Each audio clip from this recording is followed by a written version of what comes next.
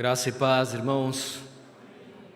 Para nossa edificação nessa noite, abramos a palavra de Deus na carta de Paulo aos Filipenses, no capítulo 4.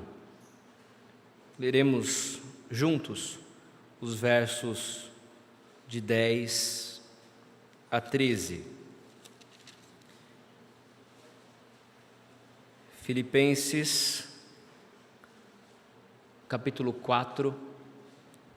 Faremos essa leitura em uma só voz, os versos 10 a 13.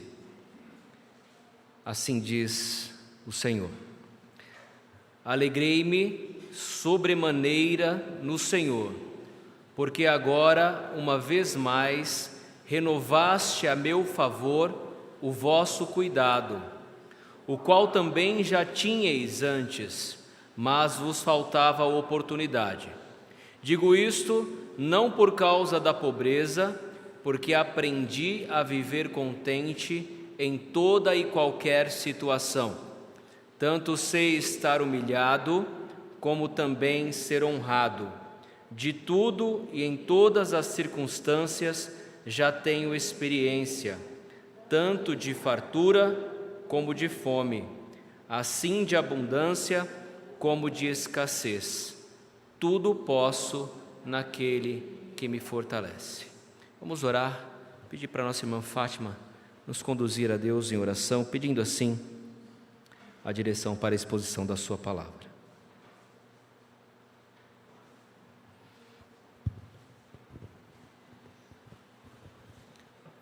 Deus gracioso, Deus bondoso, louvado e engrandecido é o Teu nome, Senhor.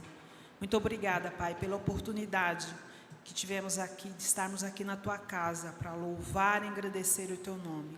Aleluias, aleluias, porque o Senhor venceu, Deus, e nós somos mais que vencedores em Cristo Jesus. E o dia a dia, muitas vezes, Pai, nos faz esquecer disso, o que o Teu Filho fez na cruz por nós. Hoje nós temos vida, Senhor. Hoje nós temos aliança contigo, Senhor. Hoje nós somos um povo Teu, Pai querido. E nós Te louvamos, Pai, por estarmos aqui no Jardim Marilene para Te cultuar, para nos render a Ti, para dizer que só o Senhor é Deus sobre nossas vidas. E agora, Pai, nós sabemos que através do Teu servo, o Senhor vai falar com a Tua igreja, com a Tua noiva. E nós estamos aqui, Deus, depois de ter orado, depois de ter pedido perdão, depois de alçar nossas vozes louvando a Ti, nós vamos ouvir a Tua voz através do reverendo Tiago.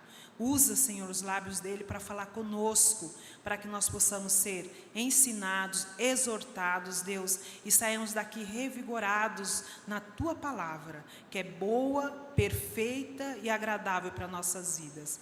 Mais uma vez, Pai, muito obrigada pelos Teus planos sobre nossas vidas. Muito obrigada pelo Teu amor e a Tua graça em todo o tempo. Não importa a situação, Tu é Deus. Não importa, Deus, o que aconteça em nossas vidas, Tu está cuidando de nós. Nós ouvimos domingo, onde o pastor disse que por um tempo ele precisou dar assistência ao filho até a margem. O Senhor é um Deus que está em todo o tempo conosco, em qualquer situação, Senhor.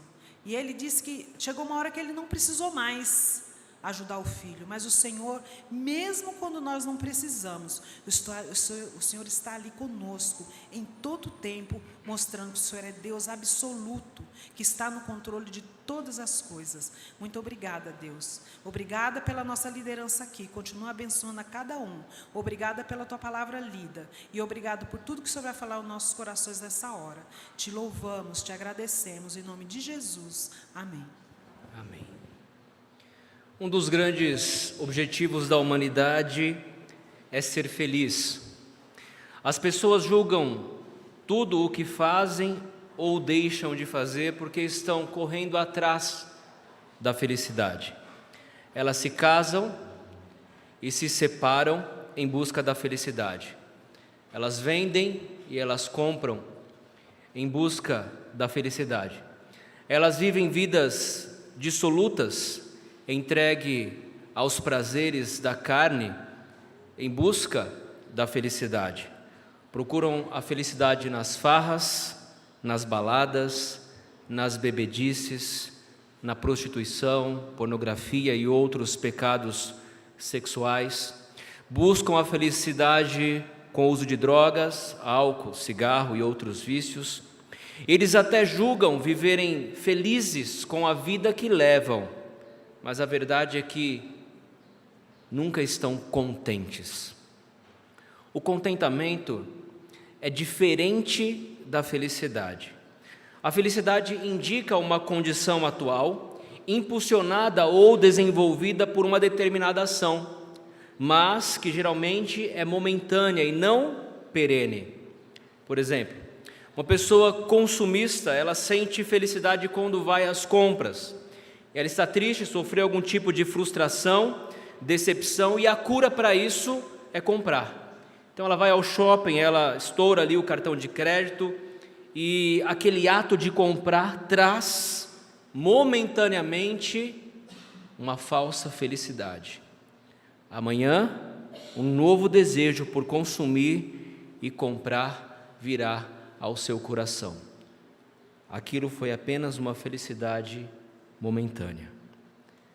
E nós olhamos, por exemplo, para outros tipos de vícios. Por exemplo, aquele que é viciado em drogas, ele fica feliz quando acende e fuma um baseado, ele fica eufórico quando ele cheira uma porção de cocaína, mas a verdade é que ele nunca está contente. E com o vício aumentando, ele sempre vai desejar mais e mais, e nunca estará plenamente satisfeito. O contentamento, portanto, é diferente da alegria, pois representa um estado de satisfação. Ainda que a alegria esteja presente no contentamento, ela vai além, porque a pessoa se sente plena, realizada, satisfeita. Estar contente, contentamento. O tema desse sermão é alegria e contentamento em Cristo. As pessoas do mundo, elas experimentam uma felicidade momentânea, mas nunca o contentamento verdadeiro que preenche o seu coração e a sua alma. E nós, servos do Senhor, filhos de Deus, crentes, salvos pela graça de Cristo, conhecemos qual é a fonte de todo o contentamento.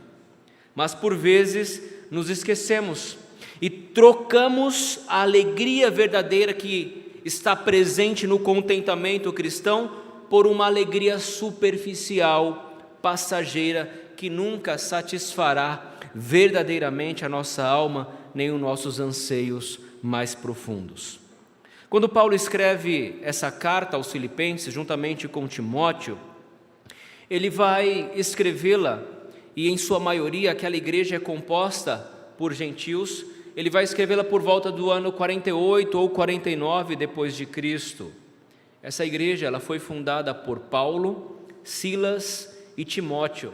Está localizada ali no extremo oriente da planície da Macedônia, por onde passa a Via Ignácia, que ligava Roma a Bizâncio, que mais tarde se tornou Constantinopla.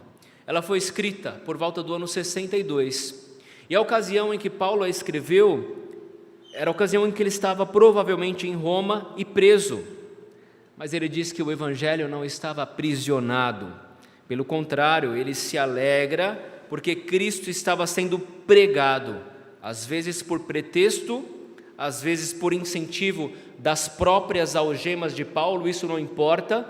O que importa é que Cristo estava sendo pregado e o evangelho, o reino de Cristo estava avançando por todo o lugar. Epafrodito é o emissário de Paulo. Ele quem traz donativos, contribuições dessa igreja, a igreja de Filipos, que não era uma igreja rica, mas uma igreja que se envolvia, que se associava com o missionário Paulo, e também trazia algumas informações pertinentes a essa igreja. Em determinado momento da vida, Epafrodito adoece, e ele é acometido por uma doença mortal, conforme nós lemos nessa carta, mas Deus se compadece, ele tem misericórdia de Epafrodito, ele poupa a vida. Ele também faz isso por amor a Paulo, para que Paulo não tivesse tristeza sobre tristeza. E essa comunidade de Filipos estava sofrendo algumas lutas internas, pessoas hostis ao Evangelho, inimigos da cruz de Cristo, como ele coloca, estavam tumultuando a igreja de Filipos e causando divisões nesta igreja. E Paulo então considera tudo que ele conquistou antes de Cristo como refúgio por amor a Cristo. E a motivação de Paulo, o que lhe traz de fato alegria e contentamento, é o Cristo crucificado. É servir a este Cristo crucificado. E há vários temas que são abordados nessa epístola. Uma epístola curta, mas com lições preciosas para a nossa vida. E um dos temas principais dessa carta é a alegria. Ela é chamada também de a carta da alegria. E Paulo inicia essa carta falando da sua alegria quando orava pelos filipenses. Ele fala que se regozija porque Cristo está sendo pregado, não importa os meios. Ele pede para que os filipenses completem a sua alegria pensando em harmonia, pensando concordemente. Ele se alegra, ainda que seja oferecido como libação, como sacrifício a serviço da fé dos crentes em Filipos. Ele se alegra com eles e ele pede aos filipenses igualmente para que se alegrem e se congratulem juntamente com Paulo. Ele pretende mandar de volta à igreja de Filipos Timóteo e também Epafrodito. Ele ordena à igreja que recebesse esses homens com alegria. A alegria está presente em todos os capítulos. Ele ordena: recebei-os com toda alegria. De maneira mais direta, quando ele se dirige aos filipenses no capítulo 3, ele diz: alegrai-vos no Senhor. É uma ordem, alegrai-vos no Senhor. Mais adiante, no capítulo 4, ele diz que aqueles irmãos saudosos, muito amados, são a sua alegria e a sua coroa. E ainda no capítulo 4 ele fala mais incisivamente, diz: alegrai-vos sempre no Senhor. E repete: outra vez vos digo, alegrai-vos. Portanto, a alegria é um tema muito presente aqui na carta de Paulo aos Filipenses. E nela, ou através dela, nós vamos encontrar a fonte de verdadeira alegria e contentamento. E aí nós precisamos nos perguntar, pergunte a si mesmo, pergunte ao seu coração, dentro da sua alma, onde você tem buscado alegria? Onde nós temos buscado contentamento? O que você faz que traz felicidade para a sua vida? Olhando para si mesmo, nas suas condições, você julga ser uma pessoa contente, uma pessoa alegre, uma pessoa realizada?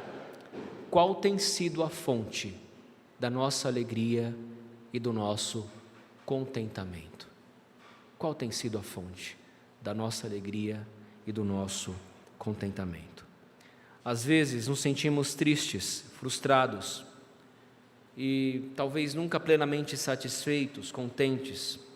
É porque muitas vezes nós procuramos a felicidade e contentamento em coisas, em objetos, em situações, em circunstâncias, até mesmo projetamos em pessoas, né? Aquela pessoa vai me trazer contentamento, vai me trazer alegria. E quando nós depositamos como fonte de alegria e contentamento coisas, objetos e pessoas, nós vamos nos frustrar, porque nós não vamos encontrar a verdadeira alegria e o verdadeiro contentamento. Porque a fonte da verdadeira alegria, do verdadeiro contentamento é Cristo. Cristo deve ser a fonte da nossa alegria plena e na qual nós estaremos plenamente satisfeitos. Portanto, nós aprendemos com esses versos pequenos uma lição importante, que precisamos buscar alegria e nos alegrar no Senhor, pois Cristo é a fonte de contentamento, independente da situação em que estivermos. É em Cristo que nós devemos buscar alegria plena e contentamento, independente da situação que estivermos.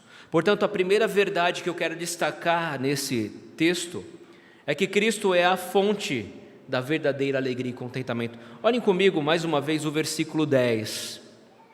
Alegrei-me sobremaneira no Senhor, porque agora uma vez mais renovaste a meu favor o vosso cuidado, o qual também já tinhais antes, mas vos faltava oportunidade. A palavra alegria aqui, ou alegrei-me, é a palavra cairo, o verbo cairo, que significa regozijar-se, estar contente, ficar extremamente alegre. Esse verbo cairo no grego já demonstra que é uma alegria excepcional, é uma alegria extrema, mas não obstante e não contente, Paulo diz alegrei-me sobremaneira. Ele coloca depois desse verbo um advérbio de intensidade, mostrando a maneira como ele se sente alegre. Ele está contente, mas não é pouco. Ele está alegre, mas não é pouco. Ele está sobremaneira, e a palavra grega aqui é o megalos, grandemente alegre. É assim que Paulo se sente. Alegrei-me sobremaneira, muitíssimo no Senhor. A fonte de alegria de Paulo é no Senhor. Obviamente que ele fala isso dado a circunstância, porque recebera a contribuição e os donativos da igreja de Filipos. Mas a alegria não está nesses donativos. A alegria de Paulo não é resultado disso, porque a alegria dele está no Senhor. Alegrei-me sobremaneira no Senhor, agora mais uma vez, ou uma vez mais, porque renovaste a meu favor o vosso cuidado, o qual também já tinhais antes, mas vos faltava oportunidade. Paulo ele exorta a igreja de Corinto para que eles pudessem contribuir, doar com a obra. E aqui ele vai exaltar a igreja de Filipos, que era uma igreja em portes menor que a igreja de Corinto, não era uma igreja rica, mas era uma igreja que se associava com ele, que se preocupava com ele. Isso é um tema para outra pregação, a questão da igreja de Filipos e o seu cuidado para com os missionários e para com a obra de Cristo. Mas aqui eu quero dar a ênfase nessa alegria de Paulo, uma alegria sobremaneira, e essa alegria no Senhor. Em outras partes dessa carta, esse tema vem à tona, como nós lemos, onde ele diz: alegrai-vos sempre no Senhor, outra vez vos digo, alegrai-vos. E ainda, em Filipenses 3, quanto ao mais, irmãos meus, alegrai-vos no Senhor. Então, qual é a palavra de ordem aqui para nós, e o que nós aprendemos com essa primeira lição? Que devemos buscar a alegria na fonte de toda a alegria, que é Cristo. Cristo é a fonte de toda a alegria. É nele que nós devemos buscar a verdadeira alegria. As coisas deste mundo, aquilo que o mundo oferece, pode trazer uma alegria momentânea e superficial, mas a alegria plena, que preenche o seu coração, você só vai encontrar na pessoa de Cristo. É por isso que Paulo diz: alegrai-vos no Senhor, outra vez vos digo, alegrai-vos. No último sábado eu tive a oportunidade de falar com os jovens da Federação do Presbitério de São Bernardo do Campo, e eu preguei num texto clássico quando se fala aos jovens, que é o texto de Eclesiastes, capítulo 11, versículo 9. E a instrução que o sábio rei vai dar aos jovens é: alegrem-te. Alegrem-te, jovem, na tua juventude, recreie-se o teu coração nos dias da tua mocidade. E de maneira geral isso se aplica a todos. Todos os crentes em Cristo devem viver vidas alegres. Obviamente que as circunstâncias, vez ou outra, vão trazer tristeza ao nosso coração, mas é um acidente. Essas tristezas não devem ser algo que é perene na vida cristã, porque Deus tem nos chamado à felicidade. Deus quer que os seus filhos se alegrem nele, Deus quer que os seus filhos se regozijem nele, Deus quer que seus filhos se regozijem uns com os outros na sua presença, louvando nesse ajuntamento solene para tributar honra e glória àquele que morreu e ressuscitou em nosso favor, como nós cantamos. Deus deseja que busquemos alegria na fonte de toda alegria, que é Cristo.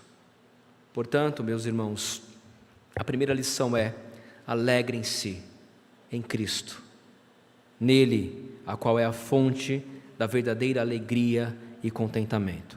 A segunda verdade que eu quero trazer aos irmãos nesse texto é que a verdadeira alegria e contentamento não depende das circunstâncias que estamos vivendo no presente.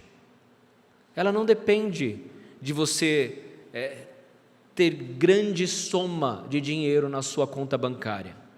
A alegria verdadeira que Cristo dá não depende de circunstâncias, se você mora em uma casa própria ou se você mora de aluguel.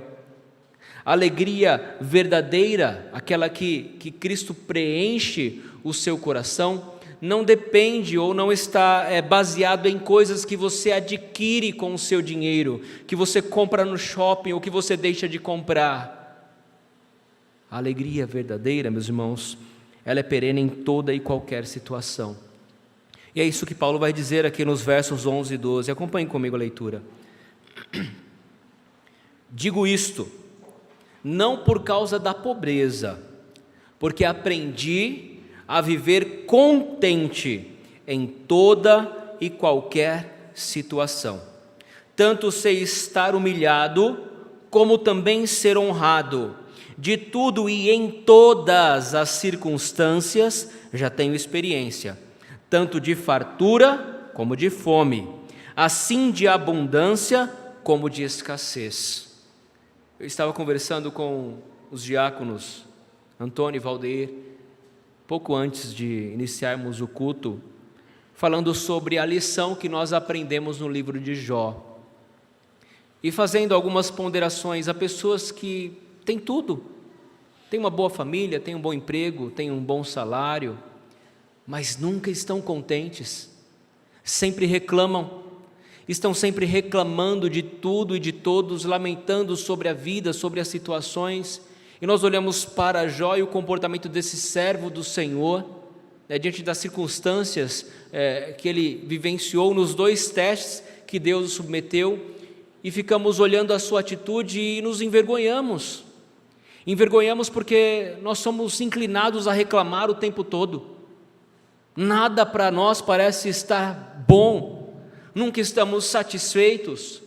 Há sempre algo que temos que reclamar, que pontuar. Não olhamos para a vida de maneira positiva, e nós temos essa tendência de ver o mundo sob uma ótica negativa e pessimista, e nós precisamos mudar isso, porque o crente, ele deve se alegrar independente da situação que ele esteja. Como é possível um crente sofrendo perseguição diante da morte em países onde Cristo não pode ser anunciado, cantando e louvando ao Senhor enquanto estão sendo martirizados? É essa alegria que nós estamos falando, a alegria que independe das circunstâncias, e Paulo vai dizer isso: eu aprendi a viver contente em toda e qualquer situação. É assim que Paulo se sente, porque a verdadeira alegria não depende das circunstâncias do tempo presente. E se você quiser conhecer um pouco mais sobre como foi a vida de Paulo, como foi a vida de Paulo quando ele começou a pregar o Evangelho de Cristo, na sua conversão, Deus falou assim a Ananias: a ele importa saber o quanto importa sofrer por causa do meu nome. E aqui, na segunda epístola de Paulo aos Coríntios, nós vamos ter notícias, um pouquinho daquilo que Paulo sofreu durante o seu ministério.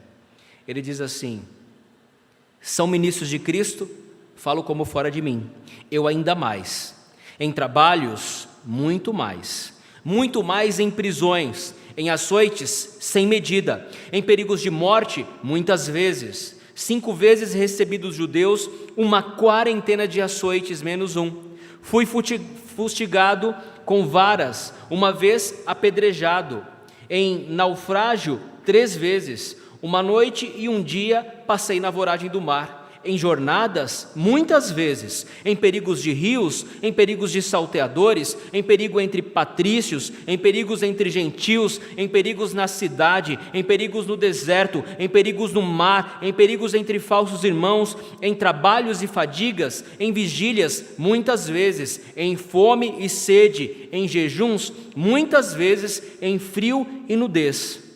Além das coisas exteriores que nós acabamos de ler, ele diz ainda: ao que pesa sobre mim, isso é, na sua psique, na sua alma, diariamente, a preocupação com todas as igrejas.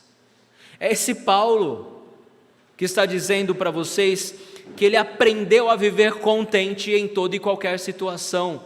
Quando ele estava em naufrágios, ele estava contente. Quando ele estava sofrendo o castigo por varas, ele estava contente. E ainda, além disso, ele vai falar sobre um espinho na carne que nós não sabemos o que é, que ele pediu ao Senhor para que tirasse dele por 3 vezes, e Deus disse assim para ele: olha, Paulo, a minha graça te basta.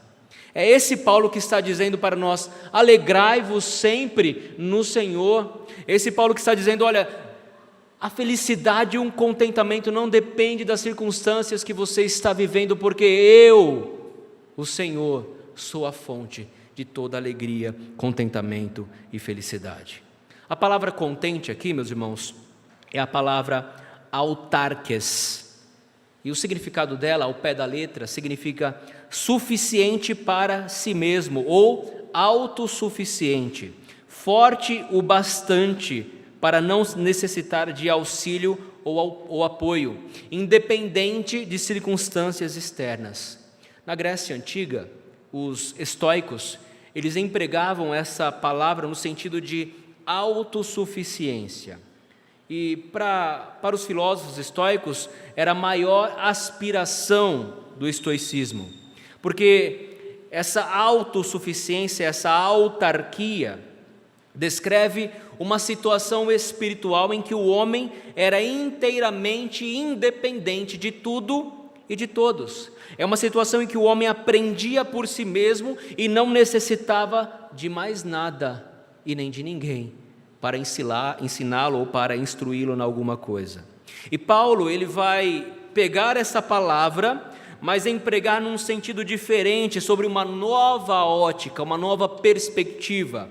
Para os estoicos, o contentamento, a autossuficiência era uma conquista humana, mas para Paulo era uma dádiva divina. Os estoicos com isso diziam ser autossuficientes, essa independência, mas Paulo dizia que a sua suficiência procedia de Deus.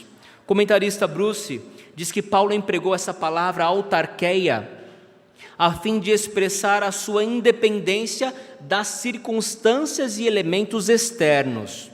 Estava sempre consciente da sua total dependência de Deus. O apóstolo era mais suficiente em Deus do que autossuficiente. Ele mesmo escreveu na sua epístola aos Coríntios: a nossa suficiência vem de quem? De Deus. Então Paulo vai empregar essa palavra nesse sentido, de que ele está contente, satisfeito, pleno, e ele aprendeu a viver assim em toda e qualquer situação. A primeira lição, meus irmãos, da qual nós somos chamados a assimilar, a aprender, é que devemos buscar alegria na fonte de alegria e contentamento que é o Senhor. E a segunda dela é que essa alegria e contentamento não depende das circunstâncias adversas por vezes que você tem passado, porque ela vai além dessas circunstâncias. Nós não nos contentamos em algo, em situações, em projetos, em coisas, mas nos contentamos e nos alegramos no Senhor. E em terceiro lugar, você vai aprender que Cristo é a fonte também de verdadeira confiança, quando Paulo diz assim: tudo posso naquele que me fortalece. Tudo posso naquele que me fortalece. O reverendo Hernandes Dias Lopes, ele explica esse verso como uma expressão de confiança inabalável em Cristo. Ele não roga para si força intrínseca.